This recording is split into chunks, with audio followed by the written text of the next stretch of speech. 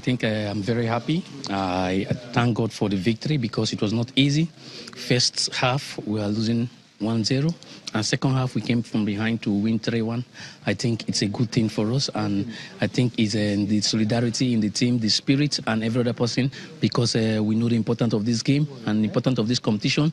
And thank God we've topped the group, and now we look forward ahead of our game against Angola. Now we can see everybody is happy as we are going, and I think it calls for celebration in our hotel because everybody will be focused ahead of Angola, because I know we beat Angola again by the grace of God. We're going to step up to the semi-finals, but for now, we are happy with this victory. We just have to keep our head down and be focused ahead of the game against Angola. I would say the goal they scored us was the stuff that woke us up. You know, we didn't expect it, although we know the game is going to be difficult. But them scoring us first, hey, we told ourselves like, hey, we have to come up and make sure we win the game. I think we're getting better in every game, so we're going to face it.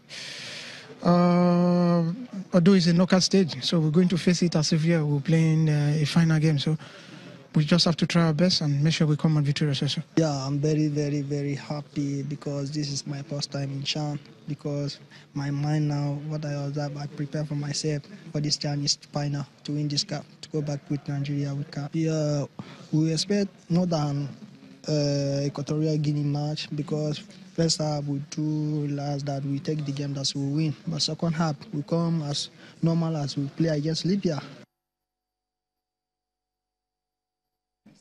Yes, welcome back. Still Channel Sport this morning. Let's go straight to Agadir now in Morocco, where our correspondent Irene Ervan is waiting to give us more updates on that game between Nigeria and Equatorial Guinea. Irene, good morning. It's great to have you on the show.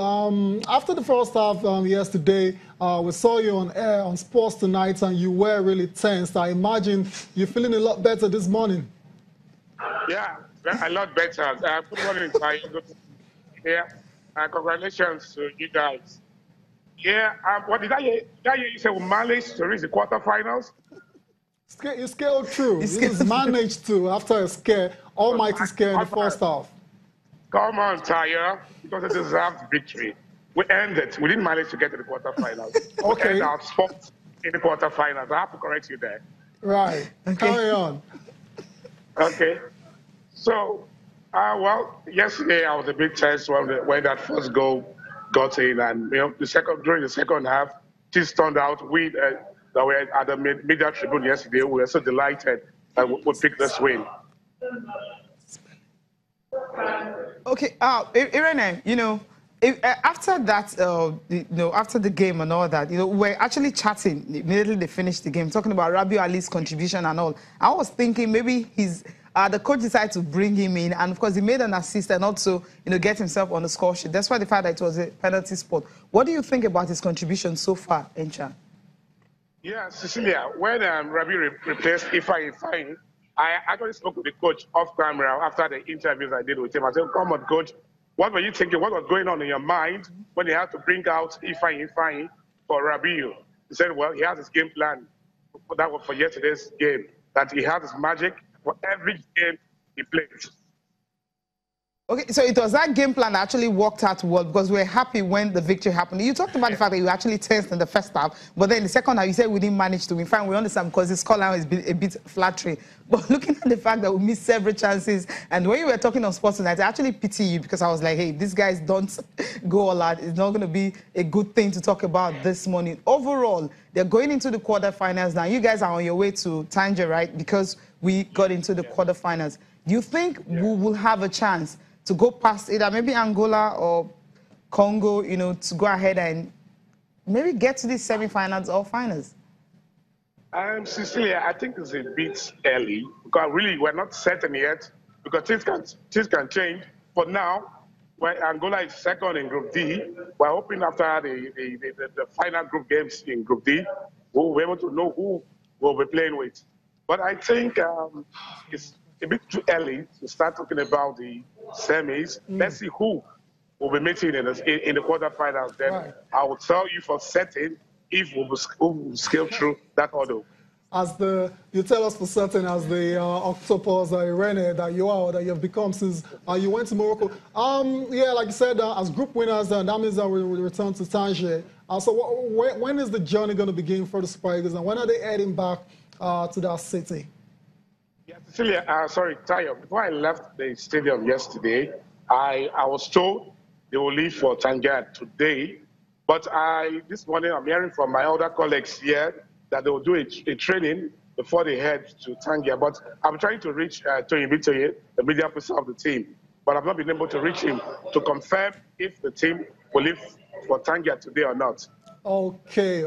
Thank you very much, Irene, for your in-swingers. As soon as we get confirmation of that situation, we'll let you definitely know on Channel Sport this morning as well. So, Irene, thank you for joining us on the show. Now have a great day. Thank you. Yeah. Thank you, bye.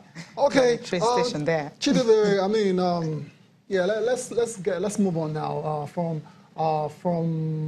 the game against Equatorial Guinea. They've qualified. That's the bottom line. Angola, the guys that they're likely to meet in the quarterfinals. What do you think? Yeah, I think as much as your opponent is important, your game plan and how you intend to prosecute it is what is most important. I think there's still a lot of work to be done on the Eagles side. Like I said, the attack seems to be there's no cohesion yet in the attack. The players need to learn to play with each other and not, for themselves like they have been doing in time past. So for me, I think the team just needs to get it right. Rabiot is an integral part of that team. I don't want to see him starting on the bench again. I think he's older, but he's still the most effective midfielder we have. You know why? Sorry to cut you there. You know why I find that very interesting? That's because we had a football coach on the show yesterday, and he actually suggested that Rabiot started that match on the bench, right? Which is what happened. And he should be rested. And he came on to great effect, an assist and a goal. So why would you want to change what works for you, bro? See, so let me take for instance. I think it was the Netherlands against Costa Rica. The coach Van Gaal decided to change the goalkeeper at the dying minutes. It worked the first time. Exactly. The second time he tried it, and Argentina blew them away. Rabiot is an integral part of that team. I felt if he was there in the first half, maybe would have created better chances because the game was open there. It worked the first time. Bringing him on, he was fantastic. Okay. But then, I don't necessarily think there was leadership in the midfield. Players were having some individual moments, and there was nothing cohesive. Someone was really guilty of that. I kept talking about the fact that there are only 5 midfielders, and then you put the best of them, at least the creative of them on the bench. It might work. He needed the rest. It was a third game. The coach believed they had that covered. But when you're playing the quarterfinals where there are no second chances. Right. You have to play your best legs. Absolutely. Maybe that's what he would do. Exactly. So for Chidebere, Rabiot is a sure starter. Yeah, it's a sure starter. Bottom line. Okay, let's move on from the CHAN now, and so let's talk about match day 4 of the Nigerian Professional Football League. And the games are coming thick and fast now, and you start to sometimes you feel for the players, and they have to do all this traveling from one end of the country to the other, a lot of the times by road. Yeah, so hearts goes out to you this morning. But let's talk about the games that were played on Wednesday. Today, MFM FC will take on FC Fanibad. They'll be trying to rebound from their loss in match day 3. You also have go-round, New Boys taking on Heartland. Okay, battle of the 2 promoted sides from the NNL. Plateau United, defending champions, and they lost the first game against Abia Warriors last week, and they'll take on El Kanemi Warriors. We also have action between Yobe Desert Stars and Lobby Stars. Lobby Stars still on top of the league. 3 games, no losses, 2 wins. It's too early to start talking about title challenges and stuff like that. Sunshine Stars Cecilia will take on Rivers United. That was another big one we're looking forward to. The Rangers and Katsina United will also be in action. Kano Pillars and Abia Warriors will also be in action. Abia Warriors, that's going to be a tough one and a tricky one for them, going all the way to the north. Kwara United and Wiki Tourist. Kwara United, well, yet to get anything good this season. Well, against Wiki Tourists, maybe when they come visiting, they should be able to get something out of them, knowing that at least they're playing at home. Niger Tornadoes and Akwa United, another tough one. Akwa United, well, they're moving on gradually. But against Niger Tornadoes, that's a team that has a 100% record. So it might just be a difficult one for Akwa United. Maybe another loss for them. Okay, I'm not predicting. Eyimba and Nasarawa United will also be in action on March the 4th of Nigerian Professional Football League. Chidebere, which of the games you're really looking forward to? I think they're all built for interests because each and every team have their the thing they're looking for. But the new boys, Go Round and Heartland, it will be a good one. Heartland, they've not gotten their fate down. They're still a little bit here and there. Go Round, they've gotten a win and 2 defeats. They're home today again, so they'll be hoping to get the win. But for the traditional teams like Rangers, Kano Pillars, the defending champions, Plateau United. I think they're all built for a good win today. So we expect a lot, but we always what's the word now? Pleasured when we see a surprise, maybe of course. Okay, which of the surprise are you going to be looking at? Lobby Stars, okay, Yobe Stars, I won't be surprised about that. Surprise could be if Katsina beats Rangers. Yeah. Well, we've seen it happen already with Lobby Stars this season. That was different. Lobby Stars know how technical and how they can really be. But for Rangers... And Rangers haven't won that... $1 million bonus on the back of that money. So if Katsina gets to... That'll be a major shock. I agree with you, Cecilia. Yeah, definitely. It's not going to happen, right? I don't think so. Hopefully. I think Rangers, they finally got it right, winning that 1-0 away from home. I believe the manager, Kenny Boboye, wants to get his squad, in the right mindset, to prosecute that game. They need to get the fans behind them. It was part of what went all wrong for them last season. The season they won the league, the fans, like whenever you enter the stadium, it was filled almost to the brim. Last season, it was as if the city was deserted whenever they were playing. Because of the way they started. Yes, so they need to start winning games at home, get the fans behind them and to push them all the way. Benga Gubote, you got to work cut on there. Yeah. All right. Okay. Now let's talk about where we're going to next. Quickly about the transfer. Yes, Arsene Wenger still, talking about the fact that Aubameyang might just be coming to Arsenal, but no deal is done yet.